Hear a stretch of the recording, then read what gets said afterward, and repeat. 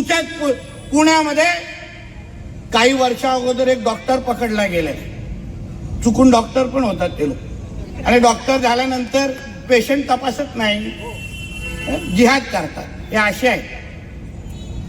Doctor पकडला गेला, PFI नावाची संघटनेचा डॉक्टर होता, अतिरेकी संघटना आहे PFI. हे ISI, PFI, अल कायदा हे सगळे अतिरेकी संघटनेमध्ये आहेत.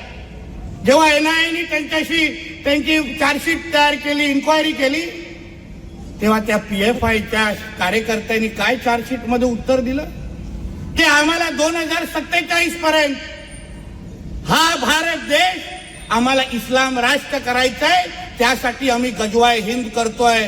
जोपर्यंत आम्ही प्रत्येक हिंदूला इस्लाम स्वीकारायला लावणार नाही तोपर्यंत आम्ही स्वस्थ बसणार नाही. हे त्यांच्या मुखातून आलेला प्रकार आहे.